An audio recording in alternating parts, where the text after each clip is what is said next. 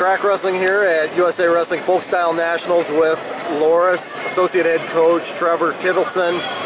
Loras, second place finish, best finish in school history. You guys are coming off that at the national tournament, D3 Championships.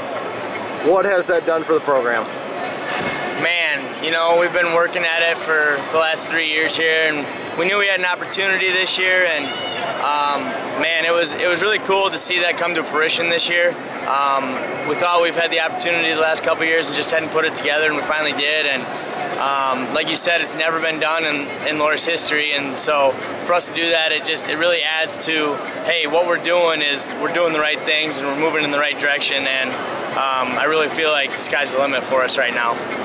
There's a gap, though, between 2 and 1. Augsburg was out there way out in front of everybody this year. What do you do to close the gap between them? And, of course, Warburg's probably going to be back in the mix and some other people, too. Oh, no doubt. We know everybody's going to – Augsburg got a great team. Everybody's going to be coming back, ready to go, you know.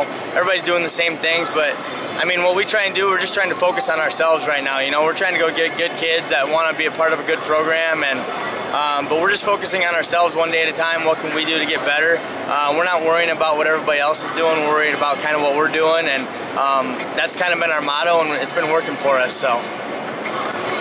One of the things that's interesting about you, if people follow you on social media, you're going to get a lot of mindset stuff, a lot of leadership type of stuff. I think it's fascinating. Where did your fascination with that come? Where did Coach Kittleson's thought of the week come from? You know, when I was teaching in Perry, I started reading some books about leadership, and it really just got me thinking about mindset and how you go through the day, and how you can set your mindset for the day and not let the day affect you, but you go into the day knowing how you're going to react to everything. And I just kind of got intrigued with it all, and the more I read about it and listen to podcasts about it, and you know, just like anything, the more you teach, if you teach something, you understand it better. So I wanted to start putting myself out there and holding myself accountable in what I'm saying. And if I'm saying it, that means I got to be living it. And so if I'm living it with my guys, then they start to live it, and it's just a trickle effect. And I feel like it's really affected our culture a lot, and we have a great culture in what we do. And so I love it now. It's kind of a part of who I am now. As you said, if you follow me on social media, that's pretty much what my social media is: Loras Wrestling and leadership and mindset stuff. So I really think it's a huge part, I mean, of wrestling, but just in life in general.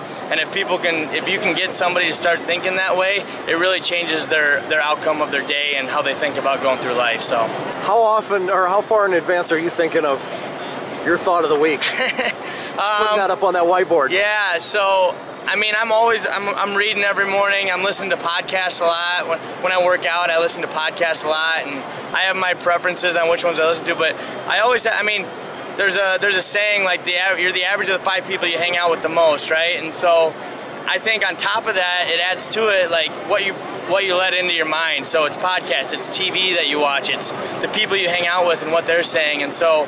I always have incoming stuff coming in, and if I don't read, if I don't listen to podcasts, I don't keep in that mindset. So I try to keep in that mindset all the time, and usually it's whatever happened that day, or what I listened to that day, or the day before, or what I've been talking to some kid about, and I'm like, yeah, this would be a good one. And so then it kind of starts with one thing, and then I just start writing, and whatever comes out, comes out. What do you listen to? What do you read? Right now, my favorite one it's Ryan Hawk podcast about leadership. That would be AJ Hawk's brother that played for the Packers. It's awesome. Like I'm really into leadership podcasts and books right now, just because I mean that's what I'm doing, right? That's how my goal is. Obviously, we want to win in wrestling, but my goal is more to grow the young men that are around me into the people that they need to be. So that's been my major podcast right now.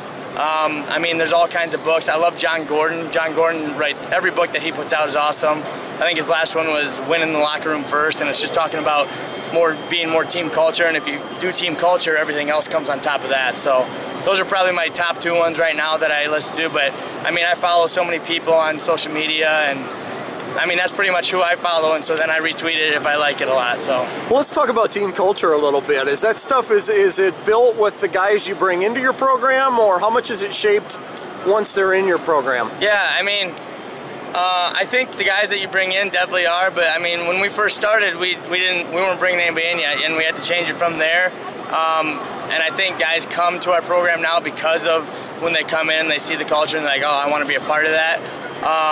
But it's a day in and day out. It's daily actions and daily, like, if you let something slide, okay, that's what's gonna be the norm now if this slides. And so it's just always calling guys out on, hey, what are you doing? I mean, it's more of, I think personally for myself, it's a relationship thing, and the better I can create those relationships and I live it myself that way, then I can get guys to follow me into that. And so, and it's like I said, it's daily is the thing, and it doesn't happen overnight, but if you keep at something long enough, eventually it comes to fruition. So, what are characteristics you look for in recruiting, and what are red flags?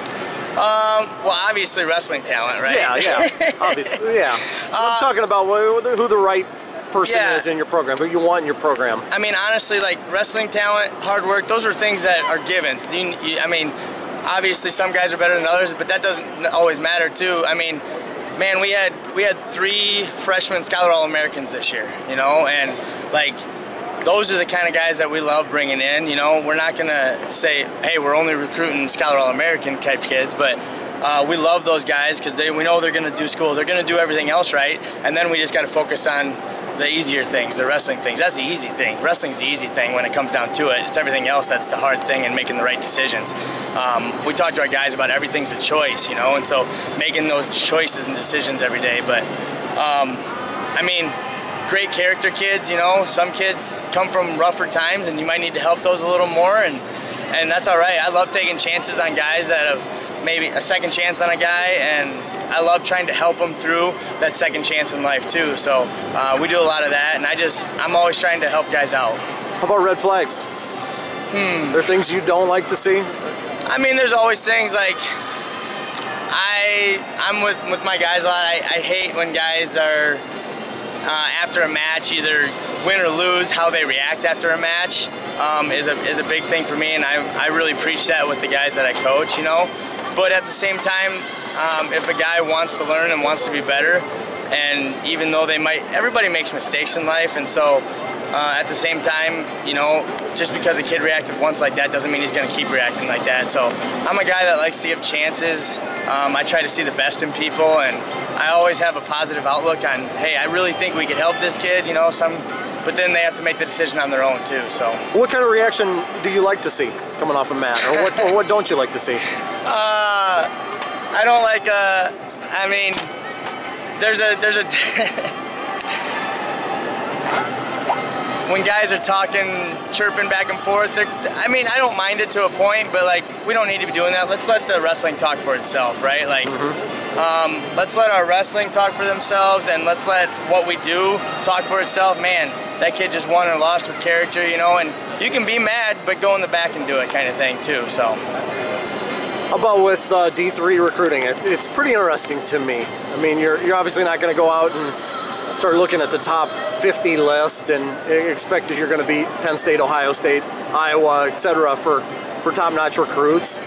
But when you formulate your list, how does that process work? And how, you're probably later in the game looking for, you know, we're seeing more and more kids commit on the early side on the D1 front, but how does it work for you guys? Yeah, I mean, it is later in the game. You know, a lot of the guys that we're looking at right now are still haven't committed, are still waiting, are still making their decisions, and so it is much later in the game. And you know, it's a year-long process, and it never really stops. I mean, there's high times and low times in it, but we're always. I mean, I think one of the best things I heard was just hustle. You know, and just always going and doing and talking and being around guys. And my main goal lately has been trying to create relationships with these guys, and like I said this earlier, relationships I think are the key to success in anybody's life. If you have the right relationships, they trust you and you trust them. And so for me, it's trying to just create those relationships with guys. And you know, I might start early still, and it might take 2 years or a year and to create those relationships, but it happens. And you know, we get guys that come in and are late, you know, but they really see what we got going on, they love what we got going on. So we're always looking, we always have our ear to the tracks, and are always paying attention to what's going on.